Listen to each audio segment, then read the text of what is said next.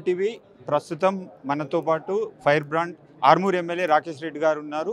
కాంగ్రెస్ ప్రభుత్వం వచ్చి నెల రోజులు గడుస్తుంది. కాంగ్రెస్ పాలన ఎలా ఉంది, ఎలా ఉండబోతుంది, గ్యారంటీలు సాధ్యమేనా అని పలు అంశాలు రాకేష్ రెడ్డి గారితో మాట్లాడదాం. సార్ నమస్తే సార్.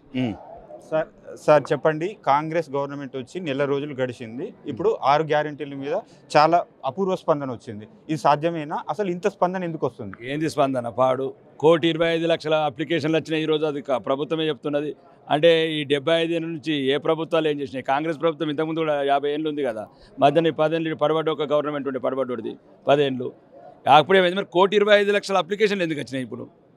అంటే ఇంకా పేదరికం పోలేదు, రేషన్ కార్డు అవసరాలు తీరలేదు, పెన్షన్లు అవసరాలు తీరలేదు, ఇల్లు తీరలేదంటే వీళ్ళు పరిపాలించింది ఏంది? రెండోది 6 గ్యారెంటీలు వాళ్ళు ఉన్నది ఏంది, చేసేది ఏంది? ఇప్పటివరకు 2 గ్యారెంటీలు ₹2 ఖర్చు పెట్టలేదు. అది పబ్లిక్ని మోసం చేసే స్కీమ్స్.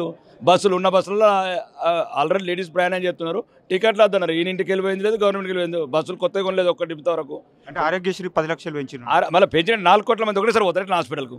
5 లక్షలు ముందే ఉన్నది, దాన్ని 10 లక్షలు చేసిన ఎవరు వెళ్ళండి హాస్పిటల్కు? అదంతా మోసపూరిత వాగ్దానాలు. ఇంకొక 6 నెలల బండారం బయట పడుతుంది. మరి కాబోయే పరిణామాలన్నీ రాష్ట్ర ప్రభుత్వం చూస్తుంది, రాష్ట్ర ప్రభుత్వం చూస్తారు. 6 ప్రభుత్వాలు కూడా మోసపూరిత వాగ్దానాలు అవి. అది 6 నెలల ప్రజలకు తెలుస్తుంది. తర్వాత ప్రజా నిర్ణయం మళ్ళీ ఎట్లా మారుతుందో, ప్రజా ఆగ్రహం ఎలా ఉంటుంది అనేది అప్పుడు ఆలోచిద్దాం. అంటే బస్సు ఫ్రీ పెట్టడం వల్ల బంధుత్వాలు పెరుగుతున్నాయని కాంగ్రెస్ వాళ్ళు అంటారు. బంధువులు పెడుతున్నాయి, గొడవలు కూడా జరుగుతున్నాయి. ఏమంటారు వీటిని సికలు పెట్టుకుని గుద్దుకుంటున్నారు. అది కూడా చూడమను. ఆ రేవంత్ రెడ్డి గారిని చూడమను. ఆడోళ్ళ మధ్యన పొట్రాళ్ళు పెడుతున్నాడు, ఆడోళ్ళ మధ్యన గొడవలు పెడుతున్నాడు, అత్త కోడల దగ్గర గొడవలు పెడుతున్నాడు. ఆ లేనిపోని స్కీమ్ పెట్టి అధికారం గురించి మొత్తం తెలంగాణలో ఉన్న సంబంధాలన్నీ దెబ్బతింటున్నాయి దీంతో. ఇప్పుడు నేను మొన్న పోతున్న ఒక మహిళ అంటుంది, ఏ ఊరు, సూర్యబ్రాలలో విలేజ్లో అంటుంది, అన్న ఇంత అద్మానం ఏందన్న, మొత్తం పెడితే మాకు బస్సులో సీటు దొరుకుతలేదు, అది సగం అన్న పెట్టమనంటే ఆ రేవంత్ రెడ్డి గారికి చెప్పమ్మని నేను చెప్తాను. అంటే టికెట్ కొన్న వాళ్ళ పరిస్థితి ఎట్లా ఉంటుంది? ఇప్పుడు టికెట్ ముఖ్యం కాదండి. ఇప్పుడు నేను అనేది ఒకటి, దయచేసి మీరు ఈ సబ్జెక్ట్ని, సమస్యను పక్కన. తెలంగాణ వచ్చిన తర్వాత ఈ 10 సంవత్సరాల్లో ఏదైతే అప్పుల కుప్పైన రాష్ట్రము, ఆ కల్వకుంట్ల చంద్రశేఖరరావు అనే ఒక తుగ్లక్ కుటుంబ పాలన వల్ల రాష్ట్రాన్ని సర్వనాశనం చేసి అన్ని వ్యవస్థలను చిన్నాంబరం చేసిన వ్యక్తిని ప్రజలు తిరస్కరించారు. ఓకే, కాంగ్రెస్ ప్రభుత్వం వచ్చింది, కొత్త ప్రభుత్వం మనమంత అది సమస్య కాదు. కానీ నేనేమంటున్నానంటే, నేను మొన్న కూడా వేదికల ద్వారా చెప్తున్నా, ఫస్ట్ రాష్ట్ర ప్రభుత్వము పిల్లలకు ఉద్యోగాలు ఇవ్వాలి. ఈ రాష్ట్రం ఏర్పడడానికి ప్రధాన కారణము పిల్లలే ఆత్మహత్యలు చేసుకున్నారు. ఎవ్వరు ఆత్మహత్యలు చేసుకోలేదు, పారిశ్రామికవేత్తలు చేసుకోలేదు, మిగతా వర్గాలు ఎవ్వరు చేసుకోలేదు. 1400 మంది ఓన్లీ విద్యార్థులు ఆత్మహత్యలు చేసుకున్నారు. దయచేసి ఒక యుద్ధ ప్రతిపాదికన ఒక అఖిలపక్షం కమిటీ వేసి వితిన్ 3 months లోపల 2,50,000 మంది వాళ్ళ మేనిఫెస్టోలో పెట్టారు, ఉద్యోగాలు ఇవ్వండి. కానీ ఇంకా 1,00,000 కోట్ల అప్పు, 7 లక్షల కోట్లు రిటర్న్ చేసిపోయింది కదా, 1,00,000 కోట్లు. కానీ 2,50,000 మంది యువకులు ఒక ఎనర్జీ వస్తుంది. యువ తెలంగాణ 60 ఏళ్ళోడు, షుగరోడు, బీపీఓడు కుంటుకుంటా నడుచుకుంటా పోయి చేసేది ఉన్నది ఆఫీసులలో. పెంచుకుంటా పోతున్నాడు, ఒకడు 60 అంటాడు, ఒకడు 61 అంటాడు, ఒకడు 62 అంటాడు. ఇదా మీరు చెప్పింది యువకులకు? అంటే 30-40 ఏళ్ళోడికి పెన్షన్ ఇస్తారు, 60 ఏళ్ళోడితో ఉద్యోగం చేపిస్తారా? ఇది ఎక్కడ న్యాయం అండి? ప్రజలు కూడా ఆలోచించాలా. నేను మొన్న కూడా అన్నాను, ముసలి వాళ్ళకు 80 సంవత్సరాల వృద్ధులు పెన్షన్లు అడుగుతుంటే 20 సంవత్సరాల పిల్లలు కిడ్నీలు అమ్ముకుంటున్నారు. ఇది ఎక్కడ న్యాయం తెలంగాణలో? కాబట్టి రాష్ట్ర ప్రభుత్వము, గౌరవనీయ ముఖ్యమంత్రి రేవంత్ రెడ్డి గారికి నేను ఒకటే ఒక రిక్వెస్ట్, ఈ తెలంగాణకు మొదట హక్కున్నదంటే యువకులకే, విద్యార్థులకే. కాబట్టి మీరు మిగతా అన్ని పెట్టండి, 6 పెడతారా, 60 పెడతారా, 600 గ్యారెంటీలు పెడతారా, లైన్ పెట్టుకోండి. కానీ ఫస్ట్ విద్యార్థులకు ఉపాధి, ఇమ్మీడియట్లీ ఉద్యోగాలు కల్పించండి, ఉద్యోగాలు నోటిఫికేషన్ వేయండి. ఆల్ నోటిఫికేషన్స్, ఏదో డిఎస్ఏ 5,000 టీచర్స్ వేస్తా, మార్చిలో వేస్తా, ఏప్రిల్ వేస్తా, ఇవి వద్దు దయచేసి. 2,50,000 ఖాళీలు ఉన్నాయని మీరు చెప్పారు, 2,50,000 ఇమ్మీడియట్లీ మెగా డిఎస్ఏ వేయండి. ఒకటి. రెండోది, ఇప్పుడు ఈ 1,25,000 అప్లికేషన్లలో వచ్చిన అప్లికేషన్లలో మ్యాక్సిమం ఇల్లు లేని నిరుపేదలు, పెన్షన్స్. నేను అడిగేది అదే, మొన్న అసెంబ్లీలో కూడా అడిగాను, ముఖ్యమంత్రి కూడా చెప్పాను, దయచేసి ఫస్ట్ నిరుపేదలకు ఇల్లు కట్టియండి, మళ్ళీ అప్లికేషన్లు తీసుకుంటాను. మొన్న కూడా రివ్యూలో అన్నాను, మంత్రి గారు జూపల్లి కృష్ణారావు గారు ఉంటే, అన్న ఎన్ని కడతారో కట్టండి, కానీ కట్టండి ఒక 10. బస్ స్టాండ్లలో పడుకుంటున్నారు, వాళ్ళు చచ్చిపోయినాక కడతారా ఇల్లు అని అడిగాను. కాబట్టి మీరు 100 కడతారా, 1000 కడతారా కాదు, ఎంతో కొంత మొదలు పెట్టండి. అట్టడుగున్నోడికి చలిలా, వర్షంలా, ఎండల తడిచే పేదలకు ముందు ఇల్లు కట్టిపోయండి, నిరుద్యోగ పిల్లలకు ఉద్యోగాలు ఇవ్వండి. అక్కడి నుంచి మొదలు పెట్టండి. 6 గ్యారెంటీలు, 60 గ్యారెంటీలు, 6200 గ్యారెంటీలా. సార్ అప్పులు వేయడం వలన రుణభారం పెరిగి మళ్ళీ ప్రజలే కట్టుకోవాల్సిన పరిస్థితి ఉంటుంది కదా. అంటే అనర్హులకు స్కీములు ఇచ్చినప్పుడు డబ్బున్నోడికేమో రైతు, అది ఏమంటారు, రైతు బంధు అంటే వీలు కాదు, రైతు పంట వ్యవసాయదారుడికి కాదు. వ్యవసాయదారుడికి నేను మళ్ళీ చెప్తున్నా, దయచేసి పచ్చటి పొలాలు, చెమట బిందువులు ఎవడైతే చిందిస్తున్నాడో వాడికి రైతు బంధు ఇవ్వండి. నాలాగా ఏసీ రూములల్లుండి బెంగళూరుకి వెళ్ళి ఫ్లైట్లలో వచ్చి రైతు బంధు ఇస్తున్నారు. రైతు బంధు వద్దు. గుట్టలకు పుట్టలకు రైతు బంధు ఏంటండి? వాగు పనికిరాడు తుక్కులకు పెట్టిండని ఇంకో తుక్కులకు తయారు చేయడం ఇది. ఓన్లీ రైతులకే చెందాలా, అది కష్టపడే రైతులకే చెందాలా. అది కూడా పచ్చటి పొలాలు పండించే వారికి ఒక రైతు బంధు ఇవ్వండి, గిట్టుబాటు ధర ఇవ్వండి. కాబట్టి రైతు బంధు ముఖ్యం కాదు. మిగతా ఇప్పటి వరకు ఈ 7 లక్షల కోట్ల 4 లక్షల కోట్ల అవినీతి జరిగింది. అది ఎందుకు తీస్తలేరు? కాంగ్రెస్ ప్రభుత్వం ఏమన్నది?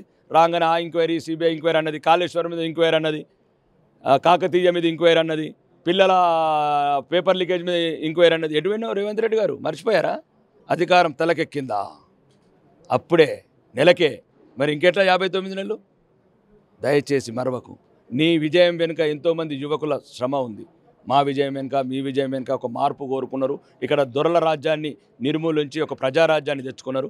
మీరు ఇప్పటికైనా యంగ్ డైనమిక్ ముఖ్యమంత్రి గారు కాబట్టి యువకుల బాధను అర్థం చేసుకోండి.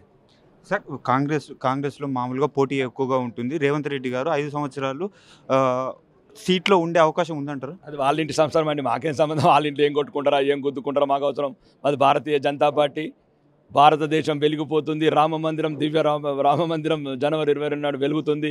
ఒకవైపు వందే భారత్ ట్రైన్లు, ఒకవైపు శత్రు దేశాలు గడగడలాడేటట్టు సర్జికల్ స్ట్రైక్లు, ఒకవైపు 9 కోట్ల మందికి ప్రధానమంత్రి ఆవాస్ యోజన 5 కోట్ల గృహాలు, 9 కోట్ల గ్యాస్ కనెక్షన్, చెప్పుకుంటూ పోతే కిలోమీటర్. మేము అనేది ఏంటంటే భారతదేశం ఉండాలంటే భారతీయ జనతా పార్టీ ఉండాలి. దేశం ముక్కలు కావాలంటే కాంగ్రెస్ని కోరుకోండి. దేశం దృఢంగా బలంగా ఉండాలంటే ఒకటి భారతీయ జనతా పార్టీ.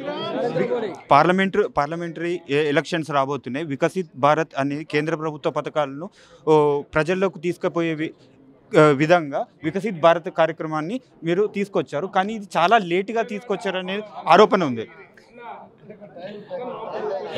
లేవుడు వికసిత్ భారత్ అనేది ఒకవేళ ప్రజలకు కొద్ది అవగాహన కలిగించడానికి చాలామంది వాడుకుంటలేరు స్కీమ్లు. ఇప్పుడు ఆయుష్మాన్ భారత్ ఉంది. పల్లెలలో అవేర్నెస్ లేదు. 5 లక్షల కార్డు కార్పొరేట్ హాస్పిటల్ జేబులో పెట్టుకోకుండా ఏదన్నా రోగం వస్తే రొప్పొస్తే ఆ ఊర్లో ఉన్న పెద్దం దగ్గరికి వెళ్ళి 20,000 అయ్యా 30,000 అయ్యా అని కాళ్ళు మొక్కుతున్నారు. అది వద్దు. మీకు భారత ప్రధానమంత్రి గారు ఆయుష్మాన్ భారత్ కింద 5 లక్షల కార్డు మీ జేబులో పెడుతున్నాము అంటే భారత ప్రభుత్వం చేసే పథకాలు ఏమేమి డెవలప్మెంట్ చేస్తున్నాము, ఏమేమి యూరియా సబ్సిడీ ఇస్తున్నాము. యూరియాకి 18,500 ఇస్తున్నామండి ఒక ఎకరానికి. రైతులకు కూడా అవగాహన రావాలి. యూరియా ఎప్పుడు ఇస్తున్నాం? పంట వండించేవాడికి ఇస్తున్నాం. యూరియా తినమని చూద్దాం. ఇట్లా ఎవరైతే కొడుకులు గుట్టలు పుట్టలు ఇచ్చి రైతు బంధు తింటారో తినరా మీరు యూరియా సుత్తా. మేము ఇచ్చేది యూరియా అంటే భారతీయ జనతా పార్టీ రైతుల గురించి పంట వండించే వారికి యూరియా ఇస్తున్నాము. కాబట్టి సార్ 17 సీట్లలో ఎన్ని సీట్లు గెలవబోతున్నారు సార్? 17 సీట్లలో ఎన్ని సీట్లు 2 అంకెల సీట్లు తప్పక గెలుస్తున్నాము. అది ఇంకోటి ఏమో పార్టీ ఉన్నది చూడ, దొరల పార్టీ, కుటుంబ పార్టీ, ప్రైవేట్ లిమిటెడ్ ఉండే ఏం పార్టీ అది? మునిగిపోయే పార్టీ.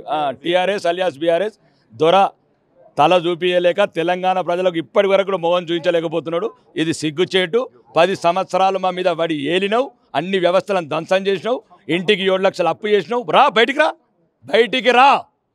ఎట్లా చేసినావు? ఎవడబ్బా సొమ్మని చేసినావు? 1,00,000 కోట్లు తీసుకెళ్లి కాలువేశ్వరం కట్టి 50,000 కోట్లు తింటారా మీ కుటుంబం?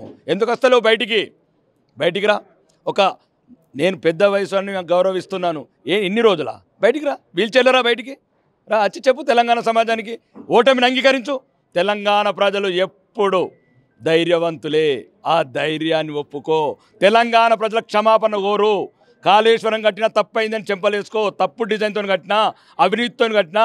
మెగా కృష్ణ దగ్గర 50,000 కోట్లు అప్పు తీసుకున్నాము. అందుకే నా కూతురు 400 కోట్లు ఇల్లు కట్టుకున్నది. నా కొడుకు జొన్నవాడల ఫామ్ హౌస్లు కట్టుకున్నాడు.